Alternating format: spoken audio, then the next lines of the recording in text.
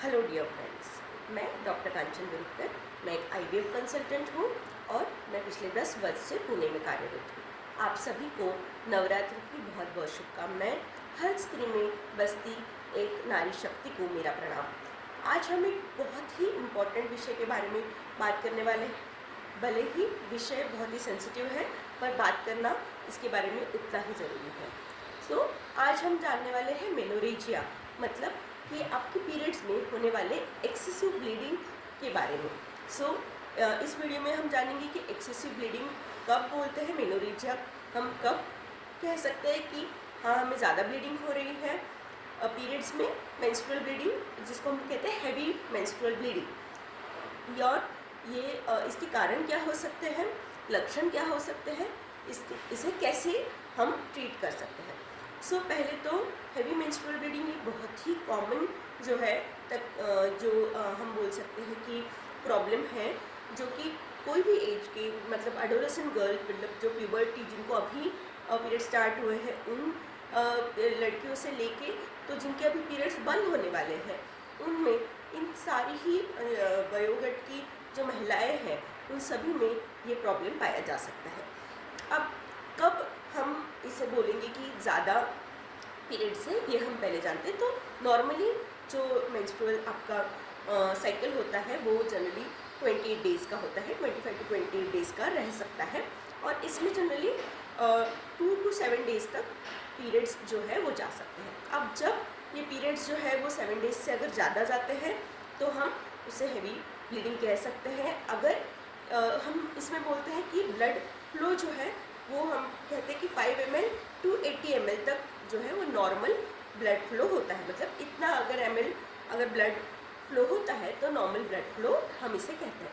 पर ये जो 80 ml हम जिसे कहते हैं वो कैलकुलेट करना थोड़ा मुश्किल है। अब जो स्त्रियां हैं वो अगर मेंस्ट्रुअल कप इस्तेमाल कर रही है तो उनमें थोड़ा सा इजी हो जाता है, क्योंकि मेंस्ट्रुअल कप पे वो मार्किंग होती है, जिससे हमें पता चलता है कि ये इतने इतने ml ब्लड लॉस हुआ है, और उससे हम टोटल कैलकुलेट कर सकते हैं। लेकिन जब हम सैनिटरी नैपकिन्स यूज़ कर रहे हैं तो ये थोड़ा डिफ़िकल्ट हो सकता है। इसमें हम ऐसा सोच सकते हैं कि कम्प्लीटली अगर आपका पैड सोक है तो 5 ml तक ब्लड लॉस होता है। तो इसमें अगर आपका 4 पैड्स अगर हो रहे हैं और 4 डेज़ के लिए ब्लीडिंग है तो ये नॉर्मल ब्लीडिंग है। पर 4 से ज़्यादा अगर आपको सैनिटरी नैपकिन्स अगर आपको लग रहे हैं तो वो आपको और 4 डेज से ज़्यादा आपको ब्लीडिंग हो रहा है और 4 सैनिटरी नैपकिन्स जो है उससे ज़्यादा लग रहे हैं और वो कम्प्लीटली सोक भी हो रहे हैं, तो ज़रूर ये हैवी मेंस्ट्रुअल ब्लीडिंग हो सकता है। उसके अलावा अगर आपको क्लॉट्स पास हो रहे हैं, मतलब गठाने जो है खून की वो पास हो रही है, वो भी हो सकता है कि आपको हैवी मेंस्ट्रुअल ब्लीडिंग है, ऐसा दर्शाता है। अब नॉर्मली कैसे रहता है, जब पीरियड्स होते हैं तो जो यूट्रस है उसके अंदर की एक परत होती है जिसको हम कहते हैं एंडोमेट्रियम। अब ये एंडोमेट्रियम जो है, अगर प्रेगनेंसी रहती है तो पीरियड्स आपको नहीं आते हैं, आगे जाते हैं तो प्रेगनेंसी रहती है, और अगर पीरियड्स नहीं आते हैं तो यही जो एंडोमेट्रियम है, मतलब अंदर की जो परत है, वो शेड होती है। लेकिन ये शेड होने से पहले अंदर ही, यूट्रस के अंदर ही पहले क्लॉट बनता है, और उसके बाद कुछ हार्मोन्स हमारी बॉडी से रिलीज़ होते हैं जिसको हम थ्रोम्बोप्लास्टिन कहते हैं।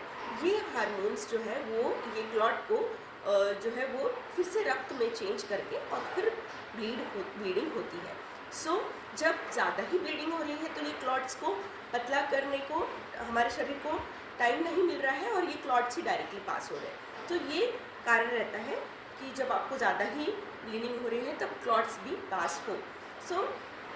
क्लॉट्स अगर पास हो रहे हैं और ज़्यादा ही मात्रा में पास हो रहे हैं, और जो पैड्स हैं वो भी आपको ज़्यादा लग रहे हैं, 4 से ज़्यादा लग रहे हैं कम्प्लीटली सोप वाले पैड्स, और 7 डेज से ज़्यादा अगर आपको ब्लीडिंग हो रही है तो ज़रूर आपके गायनेकोलॉजिस्ट से कंसल्ट करना चाहिए। अब इसके अलावा आपको जल्दी थकावट होना, क्योंकि इतने ज़्यादा ब्लीडिंग की वजह से आपको खून की कमी, एनीमिया हो सकता है। ऐसे केस में आपको जल्दी थकावट होना, जल्दी आपको धड़कन बढ़ जाना, पैल्पिटेशन जिनको हम कहते हैं, ये सारी चीज़ें, और लोअर पेल्विक पेन मतलब आपको आपका लोअर साइड है पेल्विक रीजन जिसको हम कहते हैं, वहाँ पे आपको पेन होना, ये सारे भी आपको उसके साथ एसोसिएटेड लक्षण रह सकते हैं। तो इस केस में आप आपके गायनेकोलॉजिस्ट को ज़रूर कंसल्ट कीजिए। अब हम जब आप ऐसे प्रॉब्लम्स हमारे पास लेके आते हैं, मोस्ट कॉमन प्रॉब्लम जनरली देखा गया है, और जनरली 33 to 40 to 50% महिलाओं में ये प्रॉब्लम्स देखे गए हैं। अब इसके कारण जो है वो डिफरेंट रह सकते हैं। इसमें एनओवुलेटरी ब्लीडिंग मतलब कि आपका बीज जिस महीने में नहीं रप्चर हुआ है, वो एक मोस्ट कॉमन कारण हमने देखा गया है कि अगर आपका रेगुलर ओवुलेशन नहीं हो रहा है, उसको हम एनओवुलेटरी ब्लीडिंग कहते हैं, वो मोस्ट कॉमन कारण देखा गया है, और इसका कारण पीसीओएस या फिर पीसीओडी भी रह सकता है। उसके अलावा यूट्रस के अंदर कुछ फाइब्रॉइड होना, या फिर कुछ पॉलिप होना, या फिर यूट्रस के अंदर में जो एंडोमेट्रियम लाइनिंग है वो ज़्यादा बढ़ जाना, जिसको हम एंडोमेट्रियल हाइपरप्लेजिया कहते हैं, ये होना, या फिर आपके जो रक्त जो क्लॉट होने की जो सिस्टम है उसमें कुछ प्रॉब्लम आ जाना, जिसको हम क्लॉटिंग डिसऑर्डर कहते हैं। ये सारे रीजंस रह सकते हैं जिससे कि आपको हैवी मेंस्ट्रुअल ब्लीडिंग हो रहा है। अब इसके लिए हम क्या क्या टेस्ट करते हैं। सो आपकी डिटेल हिस्ट्री लेने के बाद हम लोग जनरली ये देखते हैं कि सोनोग्राफी में कुछ प्रॉब्लम नहीं है ना, तो एक आपका यूएसजी पेल्विस हम ज़रूर करते हैं। उसके अलावा सीबीसी टेस्टिंग, थायराइड में भी कुछ अगर हाइपोथायराइडिज्म या हाइपरथायराइडिज्म होता है तो उसकी वजह से भी आपको हैवी मेंस्ट्रुअल ब्लीडिंग का प्रॉब्लम रह सकता है। सो हम लोग सोनोग्राफी में देखते हैं कि कुछ पॉलिप नहीं है, कुछ फाइब्रॉइड नहीं है, या फिर और कुछ प्रॉब्लम एंडोमेट्रियल हाइपरप्लेजिया, फिर ऐसे कुछ एडिनोमायोसिस भी हो सकता है, एंडोमेट्रियोसिस, ये सारे कारण हो सकते हैं जिसकी वजह से आपको हैवी मेंस्ट्रुअल ब्लीडिंग हो रही हो। अब ये अगर हमें निदान समझ में आ गया तो उसके ऊपर ट्रीटमेंट जो है वो डिपेंड करता है कि आपका एज क्या है, आपको प्रेगनेंसी, अभी आप प्रेगनेंसी के बारे में सोच रहे हो नहीं सोच रहे हो, आपकी फैमिली कंप्लीट हो चुकी है, इस के ऊपर आपका ट्रीटमेंट डिपेंड करता है। अब अगर आप प्यूबर्टी एज ग्रुप में मतलब जब जस्ट पीरियड आए हैं तो जनरली हम लोग मेडिकल ट्रीटमेंट देते हैं। तो मेडिकल ट्रीटमेंट में पहले ब्लीडिंग कम होने के लिए कुछ हम टैबलेट्स दे सकते हैं, जैसे कि ट्राइनेक्सामिक एसिड, उसके अलावा हम लोग कुछ हार्मोनल ट्रीटमेंट भी दे सकते हैं in the form of OC pills. तो ये ओसी पिल्स जो है वो एक प्रकार का हार्मोनल ट्रीटमेंट है। उसके अलावा जब आप प्रेगनेंसी चाहते हैं तब अलग प्रकार की ट्रीटमेंट हो सकती है, और अगर पॉलिप है आपको तो वो पॉलिप हम हिस्ट्रोस्कोपिकली रिमूव कर सकते हैं। सो ये डिपेंड करता है आपका जो फैमिली है वो कंप्लीट हुआ है नहीं हुआ है। अगर आपका फैमिली कंप्लीटेड है, आपको बहुत बड़ा फाइब्रॉइड है, तो हम सिर्फ फाइब्रॉइड निकालने का ट्रीटमेंट कर सकते हैं, या फिर अगर आपको एडिनोमायोसिस है, आपका फैमिली कंप्लीटेड है, तो यूट्रस निकालने का मतलब हिस्टेक्टोमी का भी ट्रीटमेंट हम लोग कर सकते हैं। तो ये डिपेंड करता है कि आपका एज, आपका आपको प्रेगनेंसी अभी आगे चाहिए नहीं चाहिए, इसके ऊपर ये ट्रीटमेंट जो है वो डिपेंड करता है। So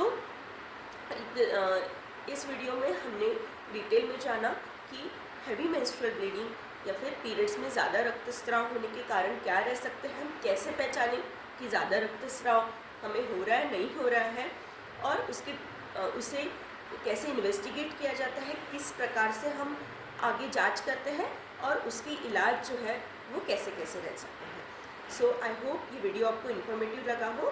thank you so much.